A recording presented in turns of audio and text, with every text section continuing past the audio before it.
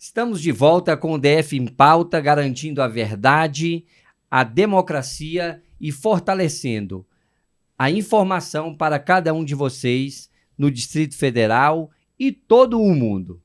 Hoje, em especial, nós recebemos o professor, sociólogo, ex-presidente do IPHAN e ex-deputado distrital e candidato, pré-candidato, para a gente não ter nenhum problema, pré-candidato a governador do Distrito Federal, Leandro Grais, pelo Partido dos Trabalhadores do PT. Seja bem-vindo, fique à vontade, os microfones do DF em Pauta estão à disposição. É muito bom para nós recebermos uma pessoa no seu padrão técnico e quilate. Que isso, Josta. Obrigado pelo convite. Prazer é meu. Parabéns pelo trabalho. Parabéns por pautar o DF. Trazer gente aqui que possa dizer alguma coisa importante para a população, que possa dialogar também sobre Brasília. E estou feliz de poder estar aqui com você hoje. Obrigado. Você disputou as eleições em 2022 para governo do Distrito Federal e agora coloca mais uma vez o seu nome para o governo. E o que mudou, tanto no cenário como no Leandro Grais, de 2022 para 2026? Você tem razão, eu disputei a eleição de 22, fiquei em segundo lugar, tive mais de 434.500 votos. Antes eu havia sido deputado distrital, na minha primeira campanha consegui ser eleito. Sou professor há 20 anos em Brasília, nasci em Brasília. E de 2022 para cá, o que mudou?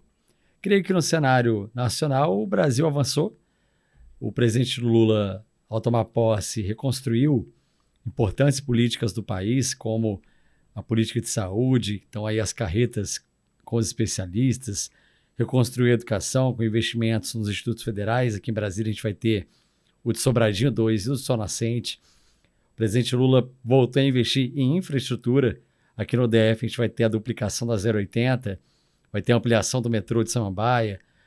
O Brasil controlou a inflação, teve a reforma tributária e a gente também teve a aprovação da isenção do salário do imposto de renda, a isenção do imposto de renda para quem ganha até R$5 mil.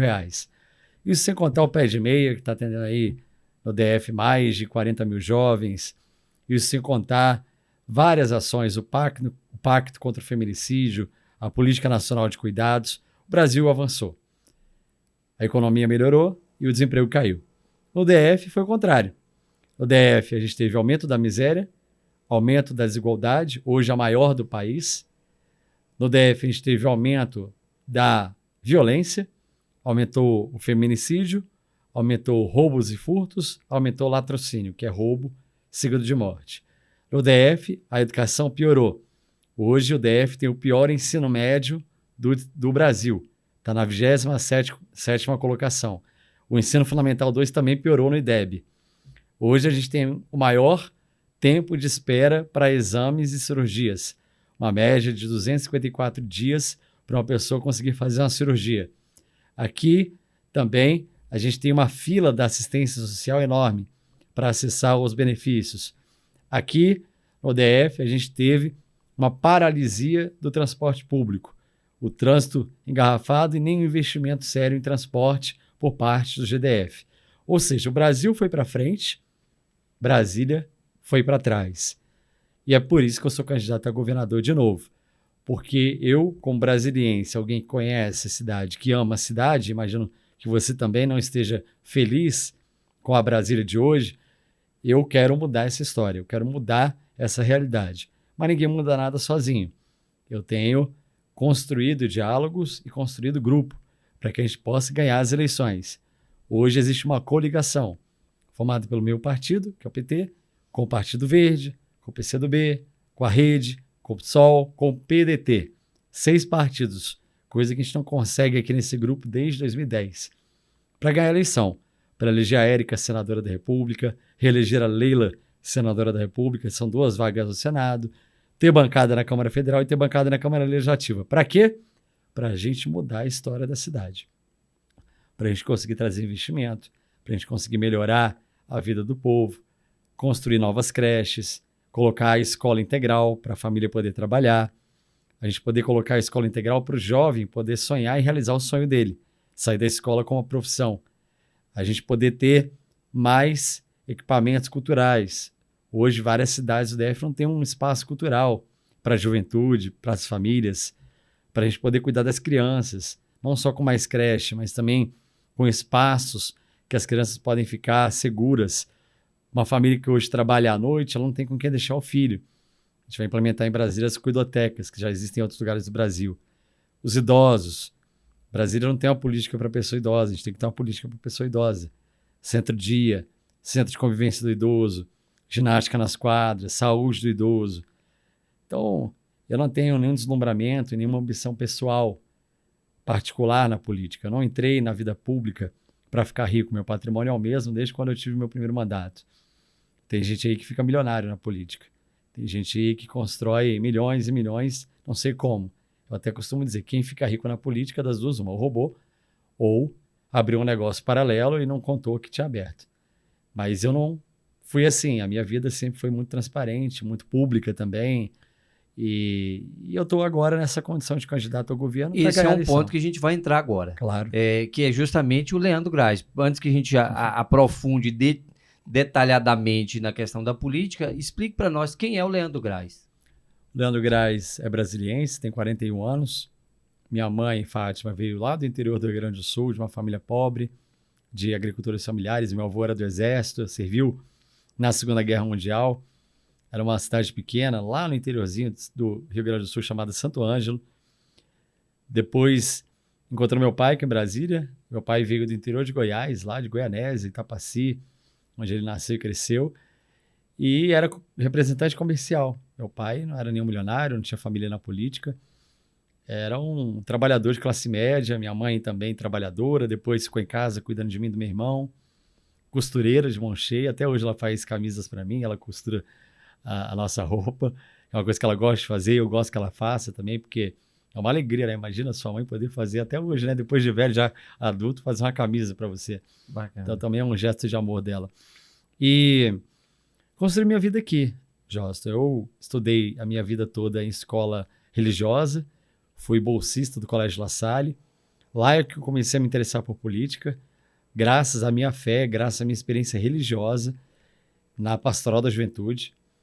Depois que eu saí da escola encantado e apaixonado pela educação, entro na universidade para ser professor. Então esse era o meu sonho, realizei.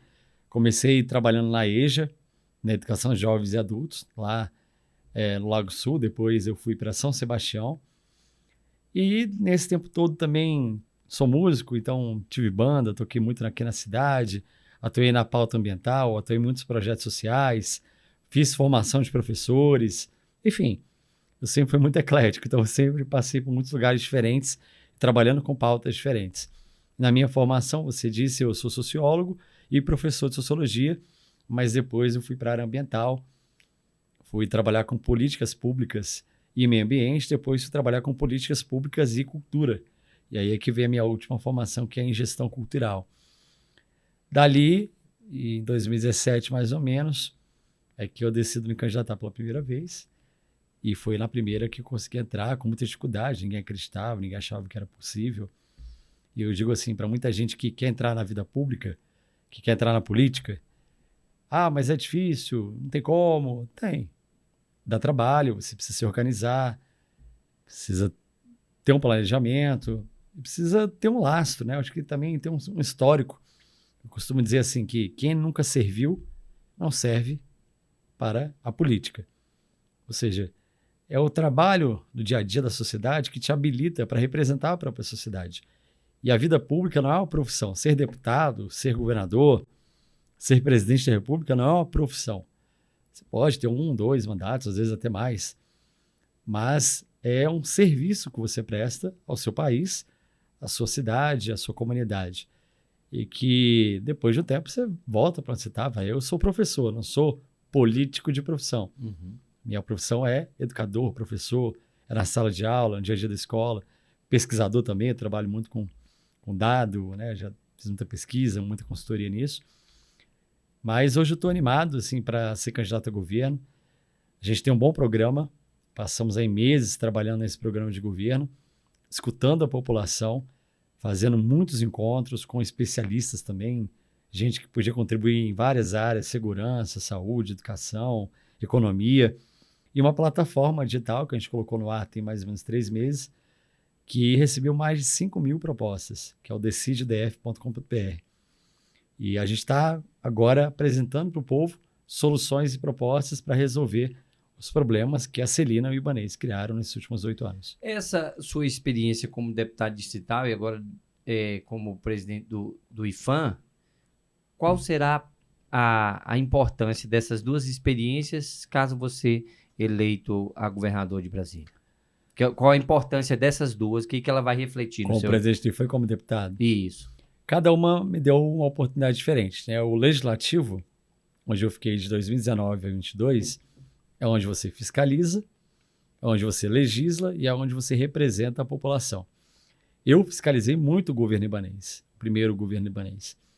Eu fui em todos os hospitais regionais, eu visitei mais de 350 escolas, eu estive em todos os CRAS, as UPAs, foram inúmeras reuniões, encontros, atividades nas comunidades. Eu fiz, Joston, o orçamento participativo das minhas emendas. O que é isso? Cada deputado à época tinha cerca de 11 a 12 milhões para dizer ao governo onde ele ia gastar. Hoje chegou a 33 milhões. 33. E como é que eu destinava esse dinheiro? Eu fazia reuniões nas cidades e eu escutava a população. Ou quando eu ia numa escola e um diretor falava assim, Leandro, estou precisando reformar o banheiro. Aí eu fazia a destinação do recurso. Então, nem R$1 do mandato que eu tive, nenhum orçamento, nenhuma emenda foi destinada sem demanda popular. Então, tudo que eu encaminhei foi porque as pessoas precisavam. Então, eu acredito muito nisso também. Isso foi importante para mim, porque eu fiz um mandato participativo e fiscalizador. Muitas audiências públicas, mais de 30 leis, e por aí vai. Já no Executivo, como presidente do IPHAN, gestor público federal, um órgão nacional que é enorme, né? O IPHAN é uma das maiores autarquias do governo federal, hoje vinculado ao Ministério da Cultura, que foi recriado pelo Lula. O IPHAN estava lá no Ministério do Turismo antes, enfraquecido, desorganizado, sem servidor, com sistemas desatualizados, com normas também desatualizadas. O IPHAN me deu a oportunidade de realizar. E é isso que o Executivo faz, ele executa, ele administra, ele realiza. E ali foi que eu tive certeza que o meu lugar era no Executivo, porque não é simplesmente realizar, não é o que você quer, é o que tem que ser feito. Para isso tem que ter planejamento, para isso você tem que ter técnica, tem que ter servidor forte, valorizado, você tem que ter meta, você tem que coordenar o processo. O IPHAN tem 27 superintendências no Brasil. Então, eu governei as 27 superintendências, cada uma com seu superintendente, mas eu, como presidente do órgão, tinha que acompanhar cada estado.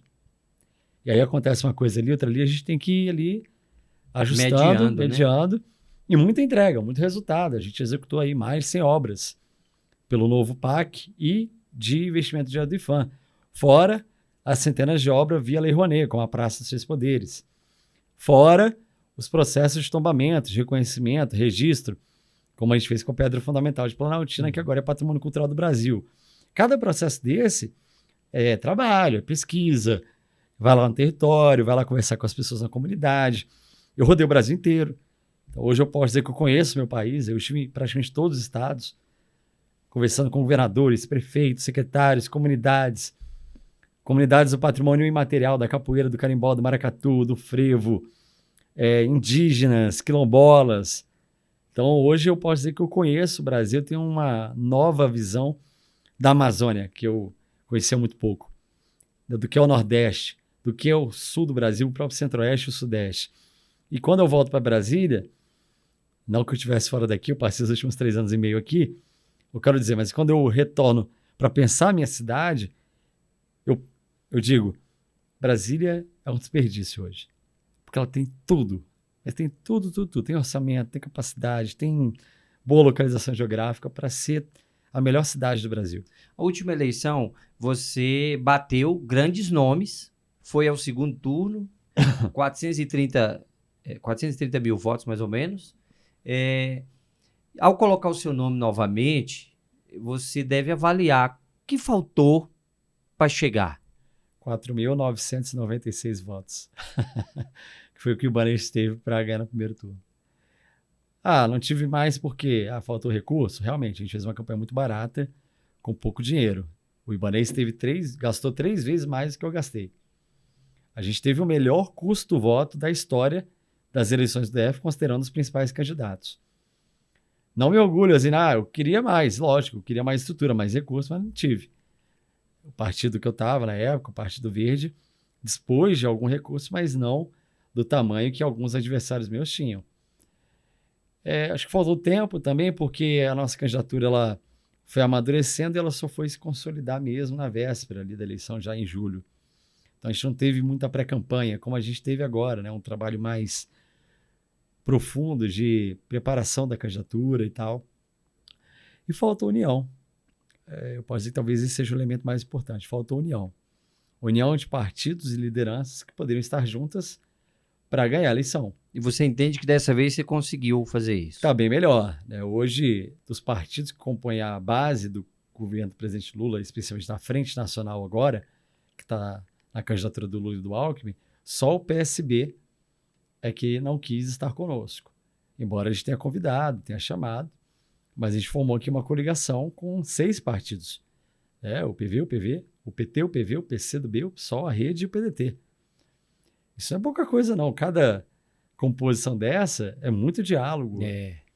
É muito café, almoço, né? Que a gente toma para poder acertar e se tratar de maneira respeitosa e generosa.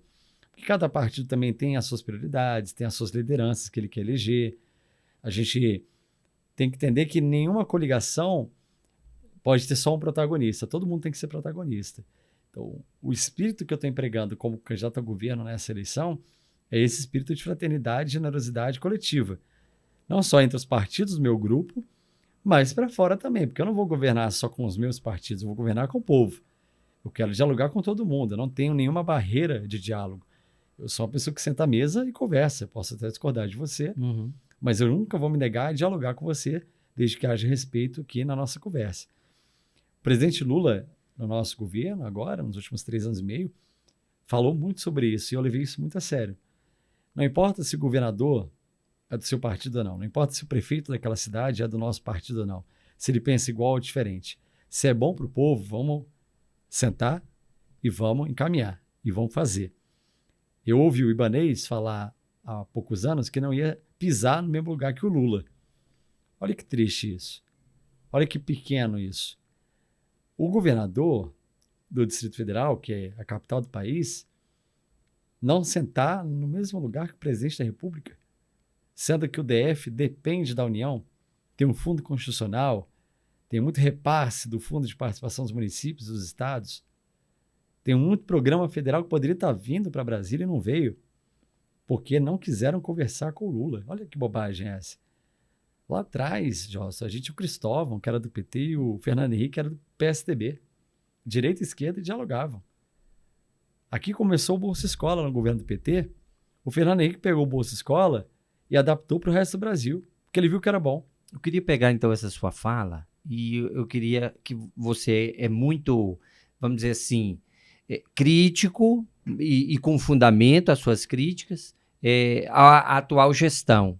O que você olha para essa atual gestão, em que deu certo e que você chegando ao governo você permaneceria, e o que você olha e fala, não, isso aqui não tem jeito? Porque você está falando que, por exemplo, o Ibanez não chegaria no mesmo lugar que o Lula, né? Foi uma fala dele, né?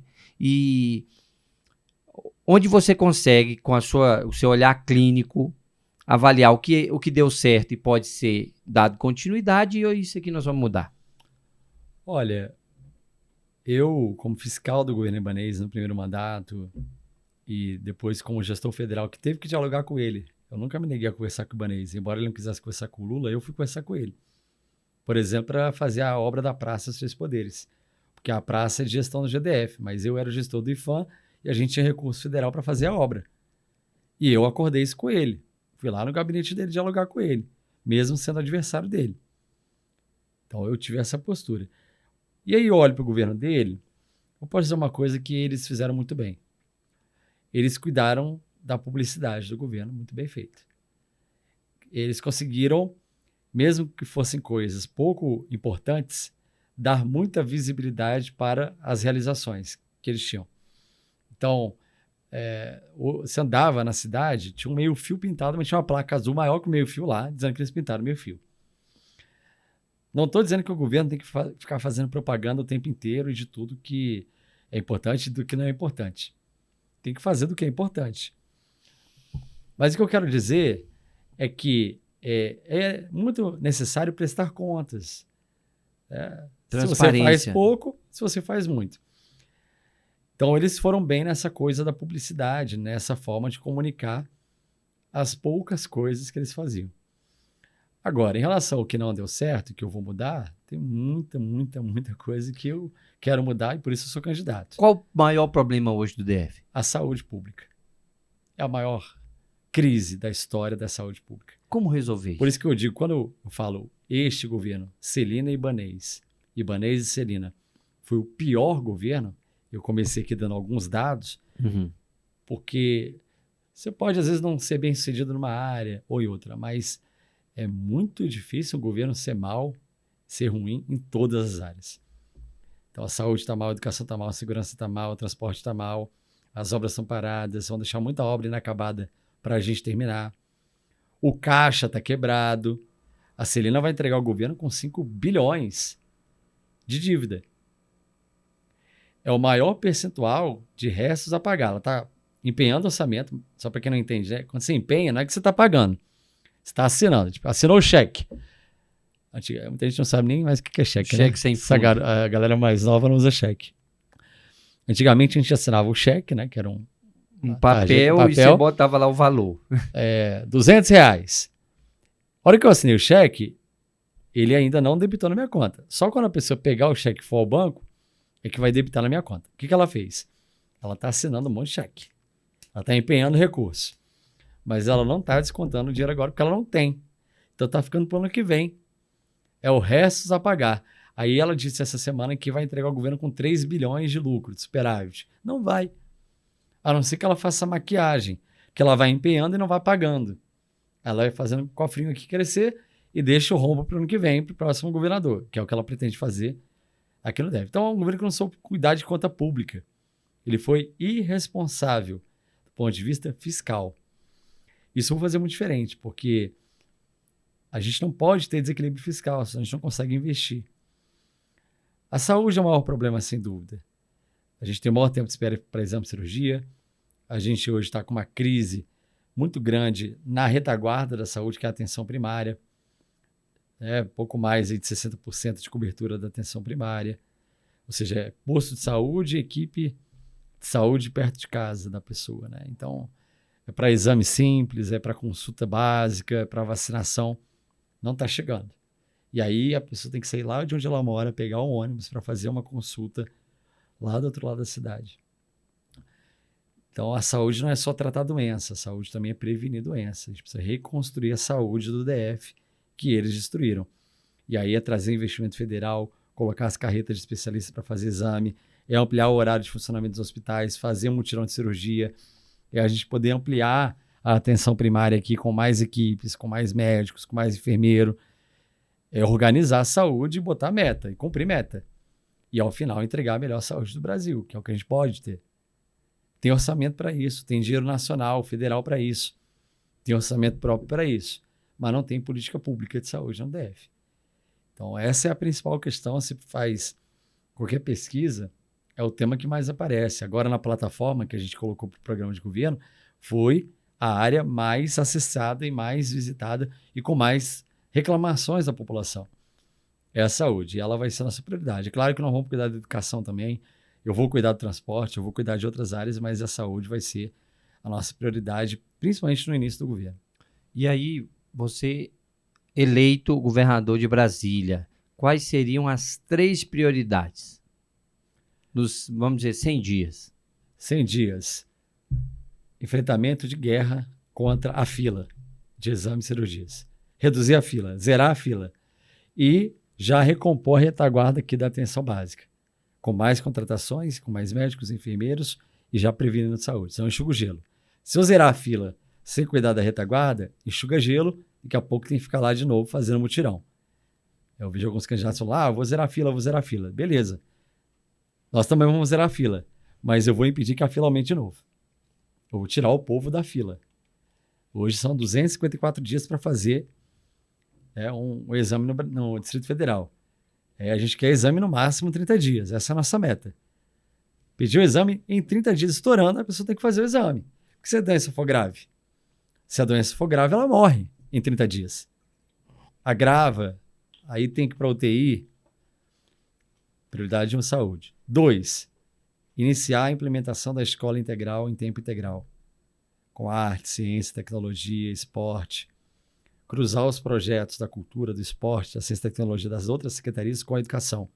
Com a supervisão do professor, do orientador, do psicólogo da escola, do secretário escolar, as equipes da escola acompanhando a implementação desses projetos para a gente garantir o estudante com tempo de qualidade na escola. Então, o senhor, como professor, é a favor da escola integral? Sou 100% e esse é o nosso carro-chefe, esse é o nosso projeto prioritário para a educação. É garantir a escola integral em tempo integral, porque isso dá qualidade de vida para a criança e para o adolescente, projeto de vida que ele vai construir, descobrindo o que ele sabe fazer.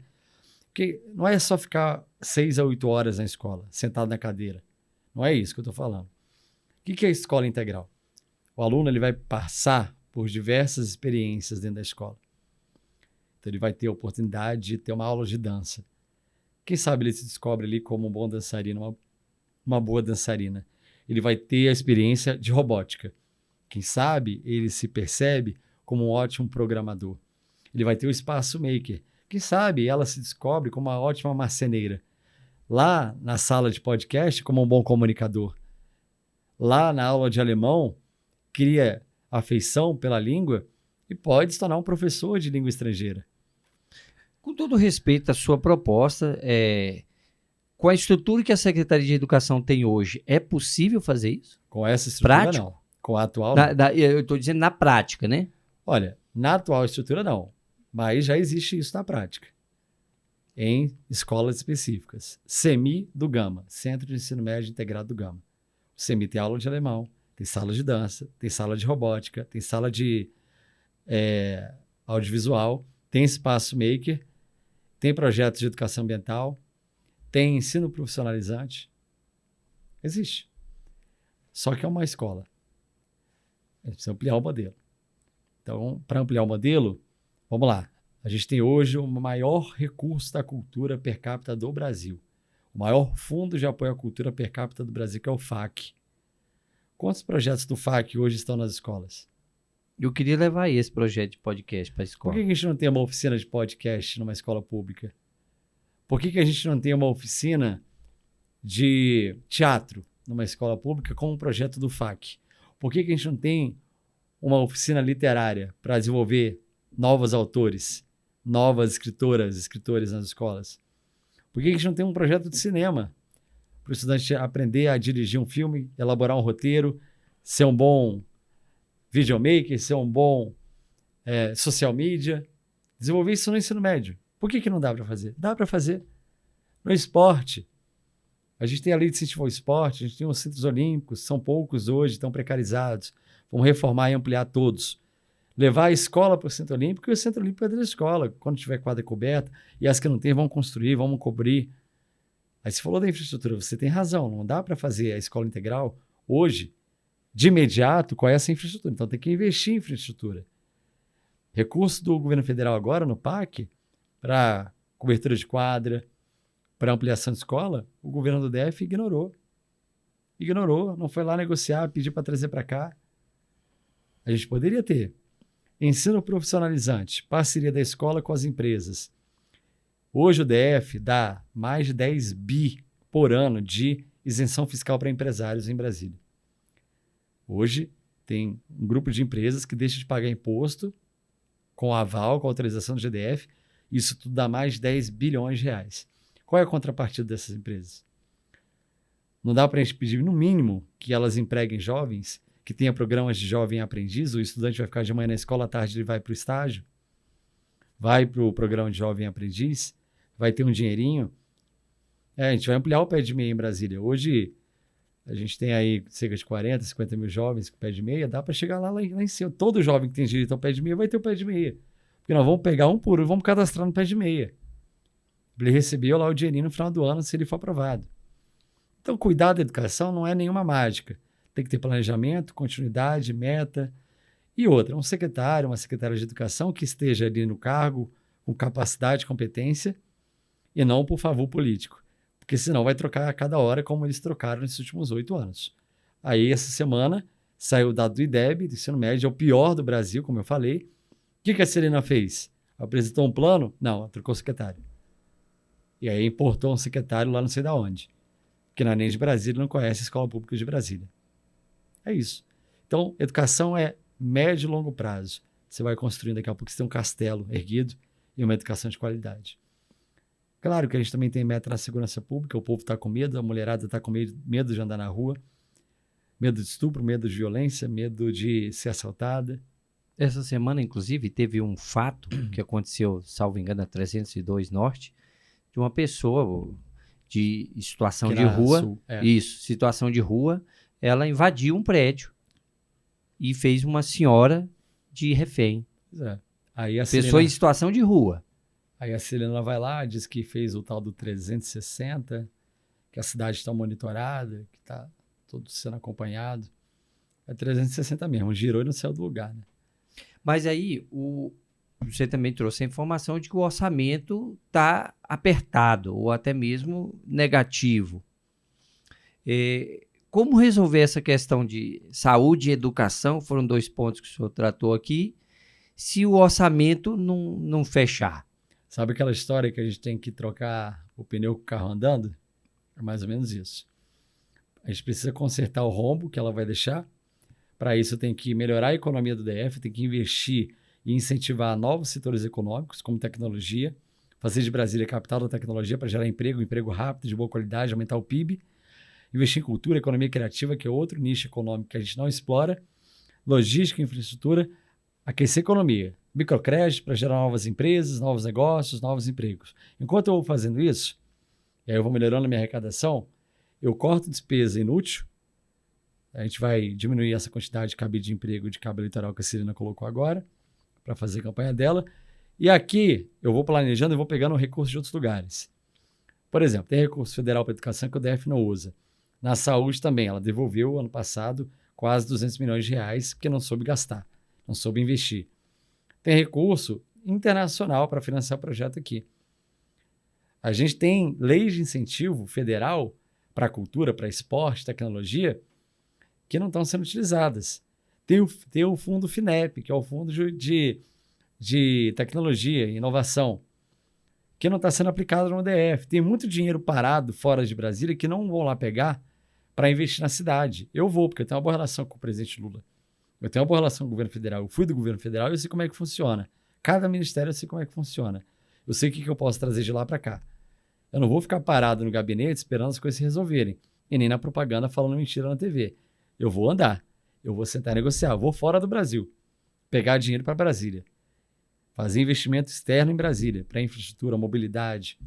Tem vários países, e as embaixadas estão aqui no nosso quintal, que estão a fim de fazer investimento em Brasília. Então, o senhor, com essa experiência de governo federal, qual seria, então, uma política para as creches públicas? O FNDE, que é o Fundo Nacional de Desenvolvimento da Educação, ele tem uma política, no que diz respeito às creches e às escolas integrais, que é o tal do círculo virtuoso. Quanto mais você investe, mais dinheiro vem. Na saúde também tem isso com a chamada atenção básica. Então, nós temos recurso hoje federal no PAC, que daria para ampliar as creches. Agora, você tem que ter uma central de projetos aqui para elaborar os projetos e transformar em obra. Hoje a DF não tem. Nós vamos criar uma central de projetos, um escritório de projetos para os projetos de hospital, creche, escola, para infraestrutura urbana, para saneamento, para equipamento cultural, aqui. Tá? Engenheiros, arquitetos contratados para elaborar projeto. Fiz os projetos, licitei, rodei, entreguei para a população. Então, isso não pode ser uma coisa de 3 anos e meio. Dá para fazer isso em curto prazo também. Tem recurso lá em cima. Agora, você tem que ir lá, discutir, apresentar a sua proposta. Quais são as suas necessidades? Eu estava na cultura agora. o Ministério da Cultura lançou o programa dos Céus da Cultura, que são centros culturais. Primeira rodada, o GDF não apresentou nenhuma pedida, nenhuma demanda. Aí abriu uma repescagem. Aí quando eu vi que eu não ia apresentar de novo, nós acionamos o secretário de Cultura da época, o Cláudio Abrantes. Falei, Cláudio, apresenta uma demanda. E aí veio a demanda. Então, nós vamos ter agora 3 centros culturais no DF, um no Varjão e outro... Foi ele que apresentou? Ele como outro secretário, no né? Paranoá e o outro em São Sebastião, que é investimento federal. Mas a gente teve que ir lá bater, bora, vem. A gente tem uma boa relação, inclusive, eu tenho um diálogo com ele, eu falei, manda o pedido. Porque quando a prefeitura, no nosso caso aqui na prefeitura, é o GDF, ela tem que indicar qual é o terreno que ela tem para o equipamento ser construído. Se ela não indicar o terreno, o equipamento não vem. E o problema era esse, ninguém indicava o terreno, o Ibanez estava nem aí para o PAC, a Celina também estava nem aí para o PAC, e aí acabou que a gente teve que mediar direto com o secretário de Cultura. Mas era o governador que devia estar lá, sentado, junto com o governo federal, para defender Brasília. Para dizer, olha, na minha cidade eu preciso de cultura, eu preciso de educação, eu preciso de saúde, eu preciso de mobilidade urbana. Sabe qual foi o último modelo de transporte implementado em Brasília? BRT Sul, governo Agnello. De lá para cá, não teve nem um novo modelo de transporte implementado no DF. Vocês Planaltina, quem mora no Arapuanga, no Vale do Amanhecer, demora em média de 1h30, 2 horas para chegar no plano piloto. Eu e o colega que está aqui, meu amigo Igor, conhecido como Caléu, um dia desse pegamos ônibus juntos de lá para cá, da rodoviária de Planaltina, até aqui no setor de Rádio TV Sul, 1h30 marcado no relógio. Trânsito livre. Tem gente que vai se lembrar da promessa do Ibanez, que ele também não cumpriu, do BRT Norte. Esse projeto está no PAC. Tem recurso, mas não licitaram. Estou falando de dinheiro federal que está disponível para Brasília para fazer uma obra de transporte que vai fazer você chegar de lá até aqui em 1h30 e 40 minutos. Como quem vem do Gama e de Santa Maria para o plano gasta, em média, esse tempo também. Vamos voltar só no assunto aqui da educação, que é um ponto importante. Quando eu falei que o senhor estaria aqui, uma pessoa pediu que eu fizesse um questionamento sobre a questão da educação. A categoria dos professores, o senhor como professor sabe como é a categoria e o que eles precisam. O que essa categoria poderia esperar caso o Leandro Grais seja eleito governador? Como eu sou um dos nossos professores, pode esperar o melhor tratamento que o magistério, que a carreira docente, e não só os professores. Eu vou falar aqui também dos monitores, dos educadores sociais voluntários, vou falar dos psicólogos escolares, dos secretários escolares, dos profissionais da educação. Terão o melhor tratamento que já tiveram até hoje. Porque eu sei que uma escola é feita de gente. Eu estive em sala de aula nesses últimos 20 anos. Eu pisei em sala de aula com o professor a primeira vez em 2005. Escolas são pessoas. Escolas não são prédios. Se você não cuidar das pessoas da escola, elas não vão cuidar do aluno, nem que ele aprenda bem. Então, se eu não tiver o professor valorizado e todas as carreiras da educação valorizadas, a escola não vai bem. Eu tenho ouvido aí alguns candidatos falarem que vão aumentar o salário dos professores, dizendo que vai ter aqui o melhor salário do Brasil. Eu também defendo isso. Para tanto, a gente tem que construir esse caminho. A gente tem que construir essa caminhada. Então, primeira coisa, a gente abre a mesa de negociação, estabelece o planejamento. Ninguém aumenta salário. Eu estou aumentando salário. Não é assim, na bravata. Tem candidato falando que vai tomar posse junto com os novos professores. Pois é, tem aí cerca de 3 mil concursados que estão esperando. A gente também vai dar posse para eles, porque eu preciso deles. Como é que eu vou ampliar a escola? Mas junto? Então, aí é que está entre a promessa, o que é viável e o que não é. Porque mesmo que você tire um carro comissionado e chame um professor concursado, o valor é diferente, né? O concursado, ele tem encargos trabalhistas, ele tem outras coisas. Mas nós vamos chamar todo mundo. Eu assinei a carta de compromisso com os concursados da educação. Eu vou convocar todo mundo. Até o último momento que a gente puder, até o último da lista, vai ser todo mundo chamado. Até que a gente consiga reintegrar a educação, fazê-la de novo plena, porque hoje não tem como a gente trabalhar com mais de 60% de temporários. Então, a valorização dos profissionais de educação é prioridade para mim, porque eu sei que isso é importante. Não só financeira, a gente tem a meta 17 do Plano Distrital de Educação, que não foi cumprida, nem pelo atual governo, nem pelo anterior, que é a meta que estabelece que o piso do magistério no DF tem que ser, no mínimo, a média dos cargos de ensino superior, o salário dos cargos de nível superior. Então, isso seria hoje um aumento em torno de 19% por baixo. Podemos ir além, inclusive, e ter aqui o melhor salário do Brasil, que é o que eu quero, óbvio. Não só para os professores, mas também para a carreira PPGE, que são as carreiras de assistente de educação, assistente social, psicólogo, todos os profissionais que atuam dentro da escola, secretário escolar, monitor também. A gente quer todo mundo bem valorizado. Formação continuada. O que é isso? A gente estuda na faculdade para virar professor. Mas quando a gente sai, vai para a sala de aula, o mundo vai mudando, né? Eu lembro quando eu entrei em sala de aula lá em 2005, 2006, era um mundo totalmente diferente. O meu estudante era outro. Não tinha a influência tecnológica que tem agora. 20 anos passaram. Então, eu, como professor, precisei me atualizar. Fui estudar tecnologia, fui aprender a dominar as ferramentas para levar para dentro da sala de aula. É preciso que o professor ele esteja sempre atualizado. E aí a formação continuada. Ela vai ao longo do dia a dia do professor, tanto para ele quanto para os outros profissionais também. E estrutura, infraestrutura da escola. Não dá para ter escola calorenta, não dá para ter escola sem ar-condicionado, não dá para ter escola com a torneira quebrada, não dá para ter escola sem refeitório, como ainda existe no Distrito Federal.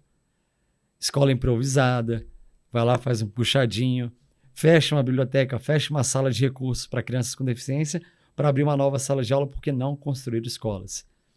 Fecha lá o programa de altas habilidades, porque não construir escolas, tem que aumentar a sala de aula. Aí eu encerro falando disso, Joston, porque a gente tem na educação pública do DF algumas das melhores experiências de educação do mundo.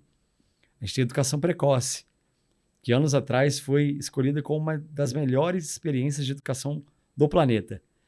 Pega crianças de 0 a 3, 4 anos, que tem diagnóstico de alguma situação atípica e consegue estimular essa criança para um pleno desenvolvimento, para ela não ter nenhuma dificuldade logo adiante. Olha que bacana. Quando eu era deputado, eu colocava recursos nas precoces todo ano, para comprar material, para melhorar o espaço. E assim, eu sou apaixonado por esse trabalho, que hoje é feito ainda, mas que foi enfraquecido. Porque eu tenho certeza que a Celina nunca visitou uma sala da precoce. Eu já estive lá. Essa é a diferença. A diferença entre quem conhece a cidade, quem realmente foi lá, viu, quem testemunhou, quem conversou, em quem só passou lá 2, 3 dias, ou de vez em quando, para fazer um comício, para fazer um vídeo, foi embora. E nem ouviu a população direito, nem escutou o professor direito. Eu escutei. Um dos problemas em que é vivenciado até dentro da escola, como fora da escola, é a questão da segurança pública. Qual seria o modelo de segurança pública para Brasília? Claro que, assim, ao mesmo tempo você proporciona também as escolas, né? Claro.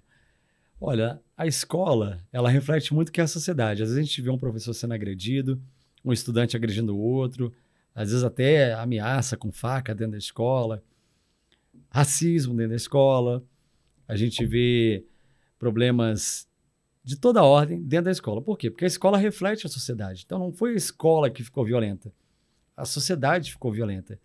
Então não adianta eu pensar só da porta para dentro da escola, se lá fora o mundo continua violento, ou a quadra continua violenta, ou a rua, ou a comunidade continua violenta.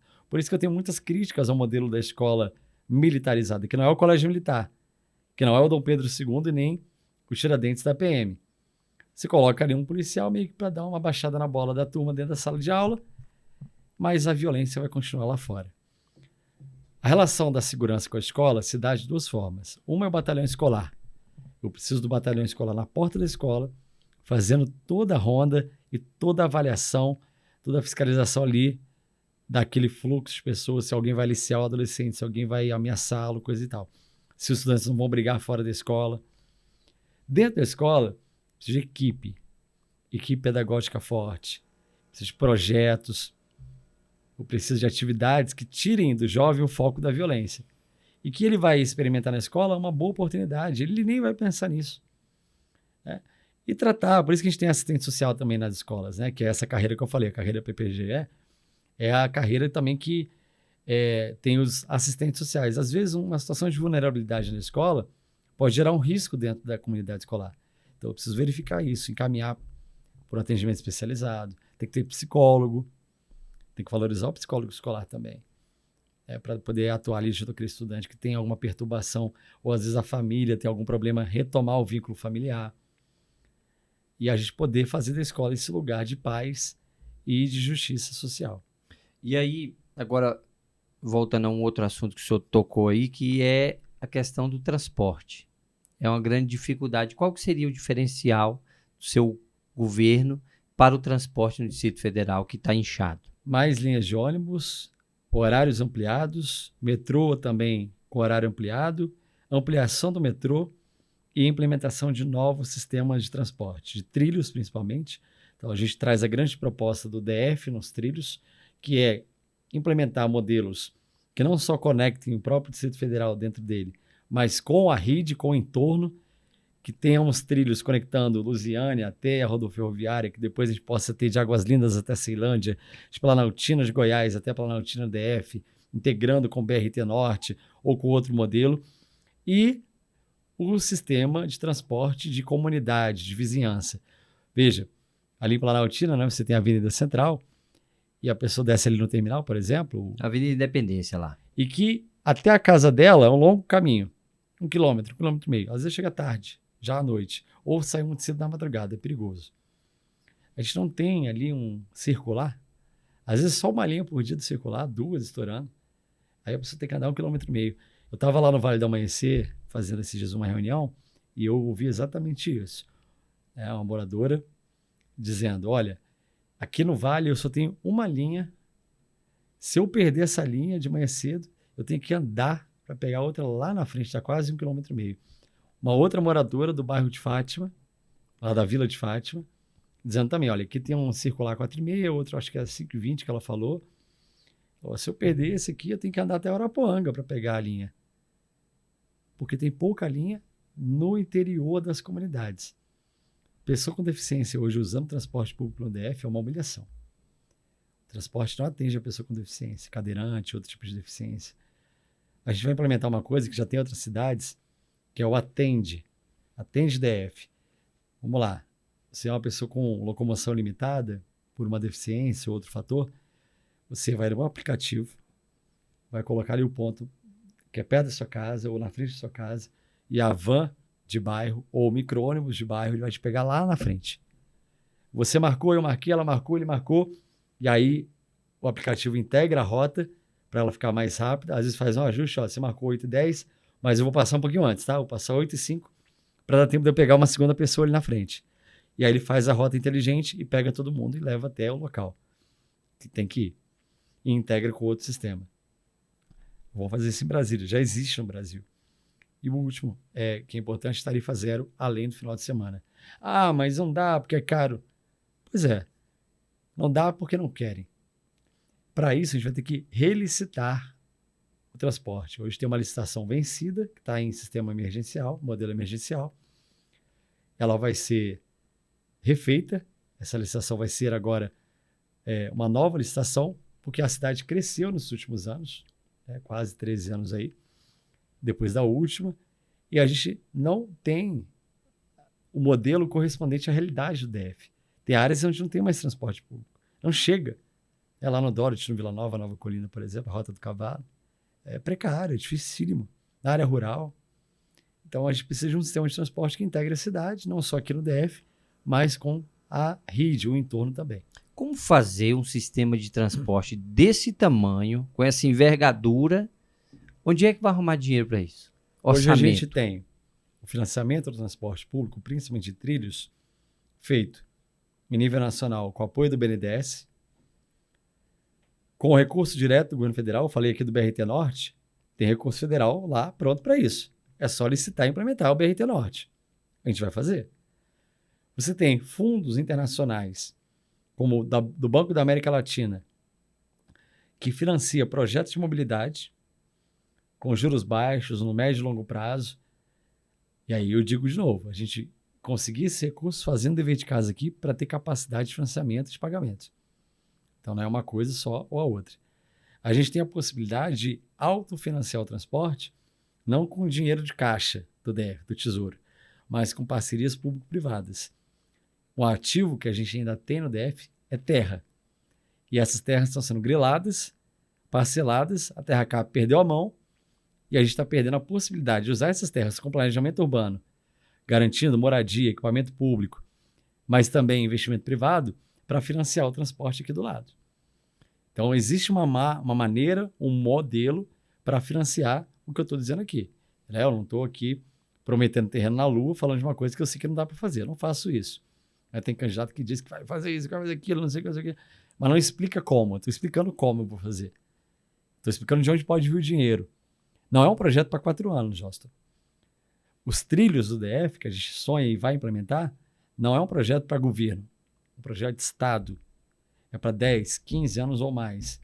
Mas alguém tem que começar essa revolução e eu quero começá-la e deixá-la como um legado para Brasília e para as próximas gerações. Um grande conflito hoje para o passageiro no Distrito Federal, na área sul, né, sudeste, é o metrô. O senhor pretende ampliar o metrô, vamos dizer assim, para a região norte? Nós que somos da região norte, é a primeira pergunta, né?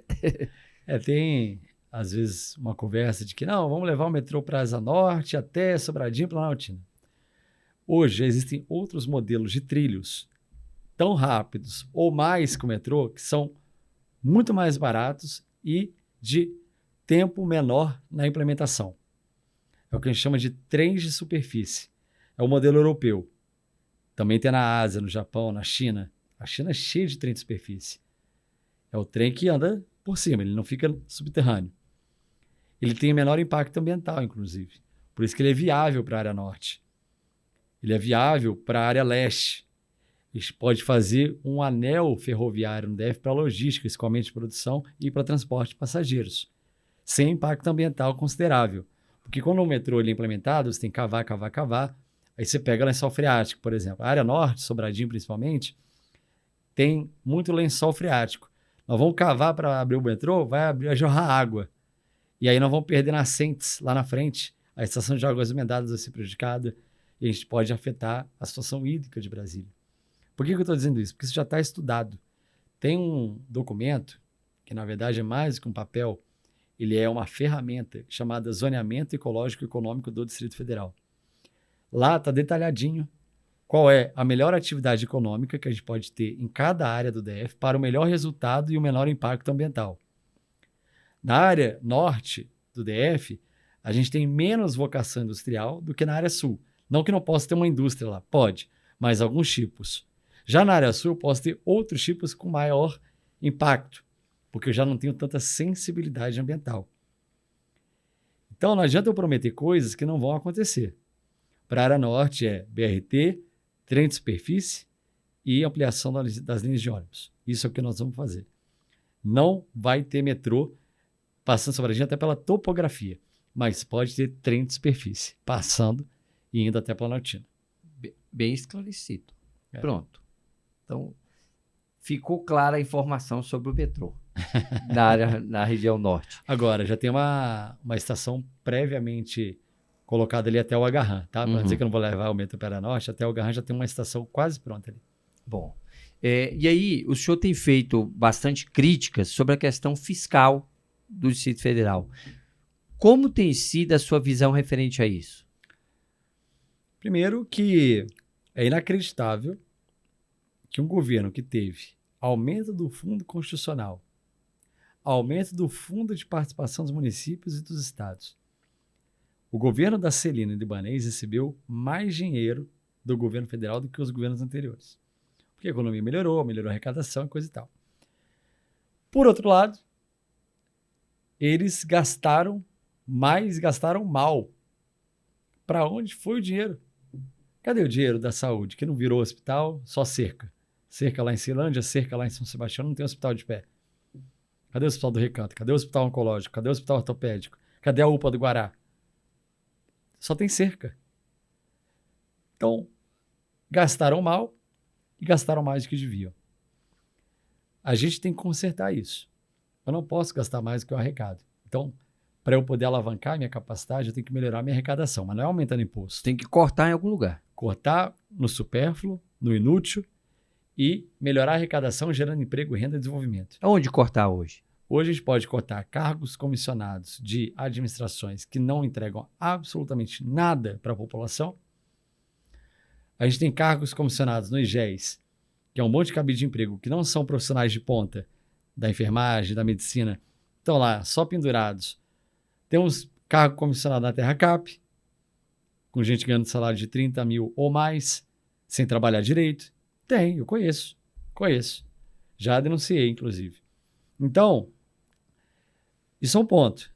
Renúncia fiscal. Eu falei aqui das empresas que não pagam imposto hoje no DF. Qual é a contrapartida? Vamos revisar todas as renúncias. Todas. Podemos manter algumas? Com certeza. Mas várias vão deixar de existir, porque a empresa, primeiro, não é de um setor estratégico da economia. 2, não dá contrapartida.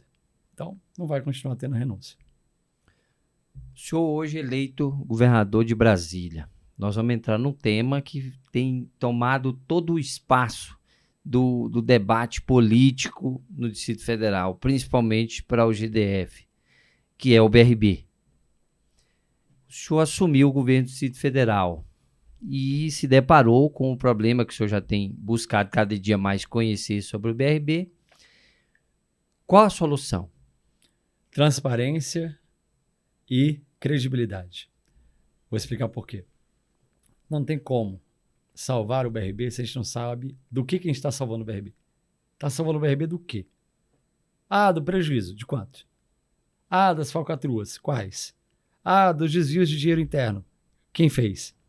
Não tem balanço e não tem auditoria publicadas. Nem balanço, nem auditoria publicada. 2.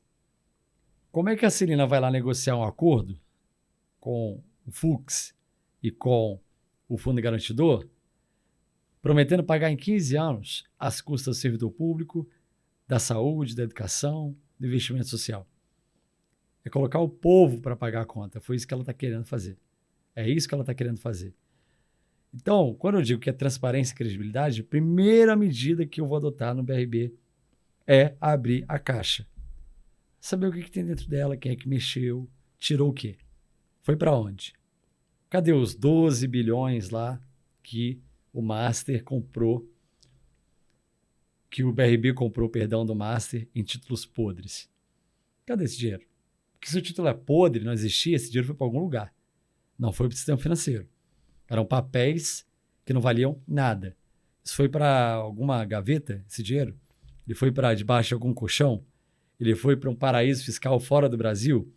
Ele foi para o caixa 2 de campanha de algum partido político? Ele está financiando a campanha de alguma candidata? Cadê esse dinheiro?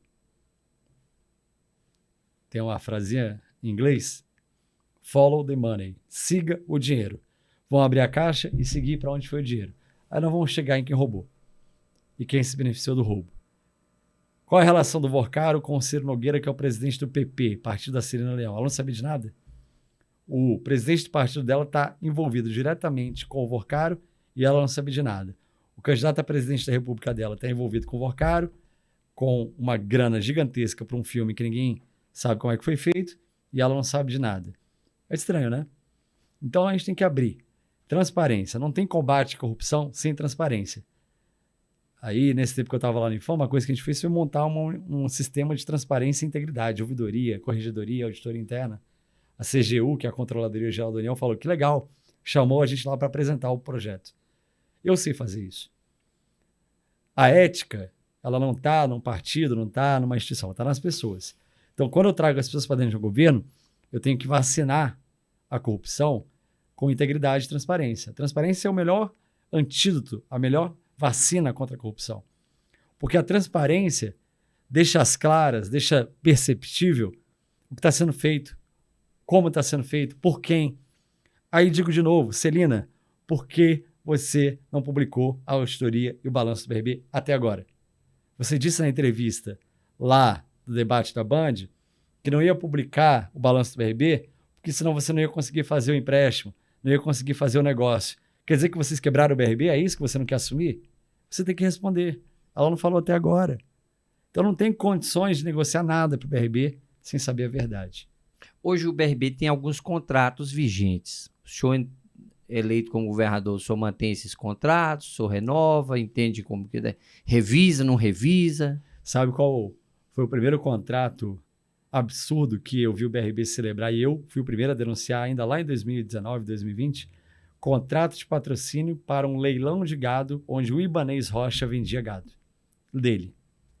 Eu fui o primeiro a denunciar isso. Contrato de patrocínio de festas fora do Brasil. Por que o BRB está patrocinando evento fora do Brasil? Não entendi isso. Ele patrocina hangar de jatinho no aeroporto de Brasília. Para quem? O BRB patrocinou um time de futebol que não era de Brasília. Por quê? Nada contra. Você torce para que time? Eu sou Botafogo, mas não é clubismo, não. Fosse qualquer time, fosse o Botafogo... Eu preferia que fosse o Botafogo. Sabe? Ninguém consegue explicar por que o BRB virou brinquedinho na mão de milionário nesses últimos 8 anos. Aí a Celina fala assim, eu herdei o governo. Eu herdei o governo do Ibanez. Peraí, onde é que ficava a sala da vice-governadora? Era em outro palácio? Era em outro prédio? Não, era do lado da sala do Ibanez. Celina, você trabalhava na sala ao lado. Você não sabia de nada, você não viu nada. Você não sabia de nada, não só do BRB, mas também da saúde. Quem é que indicou o antigo secretário de saúde que foi preso, Francisco Araújo? Ele era ligado a qual partido? Ao seu. Quem é que indicou os presidentes do IGES, que também foram denunciados por improbidade? Eles eram ligados a qual partido? Ao seu. Ligados aos grupos do seu partido que governaram o Brasil lá na época do Temer, do Bolsonaro. Você não tem nada a ver com isso agora. Você era vice-governadora de quem? Agora você está com vergonha do Ibanez? Por que você quer esconder o Ibanez? Vai trair o Ibanez agora, depois que você ficou 3 anos e meio como vice-governadora? Fora os 4 anteriores como deputada federal da base do Ibanez, que dava apoio ao Ibanez, que foi lá trabalhar para o Ibanez fazer o que ele precisava fazer, negociar com o Bolsonaro para o Ibanez poder fazer o que ele precisava fazer. Então, assim, é inadmissível, é lastimável, é triste ver uma pessoa que participou de um governo não ter coragem de assumir que era deste governo. E agora dizer que herdou? Herdou o quê? Ela era vice-governadora do Ibanez. Então não existem 2 governos. Era governo Ibanez e Celina. E agora é governo Celina com aquilo que Ibanez também deixou e que você foi responsável por tudo que aconteceu junto com ele. O Distrito Federal não se resume apenas em Brasília, né? Aqui no plano piloto. Embora muita gente fora de Brasília pensa dessa maneira, né? Exatamente. De que Brasília é só aqui, no Distrito Federal. As regiões administrativas é que pulsam, na verdade, o Distrito Federal. O que as regiões administrativas podem esperar de Leandro Graz, governador? Olha, a gente não tem município aqui em Brasília, a gente não é prefeitura. Mas eu tenho uma leitura de que a gente precisa começar a entender as cidades ou as regiões administrativas, como a gente quiser chamar, como lugares em que não pode ser só a casa, a habitação, não podem ser cidades dormitório. A gente tem um nome para falar disso, que chama de centralidade urbana. Eu quero que quem mora em Samambaia possa trabalhar em Samambaia, possa ter acesso à saúde em Samambaia, que possa ter escola em Samambaia. Eu quero que quem mora no Itapuã tenha as mesmas coisas no Itapuã. Quem mora lá no Arapuanga, que possa ter as mesmas coisas no Arapuanga. Eu não quero que as pessoas durmam num lugar e elas vivam em outro. Isso não é cidade. Não é assim que a gente trata uma cidade, isolando as pessoas, tirando o tempo das pessoas. Quanto tempo se perde no trânsito hoje em Brasília?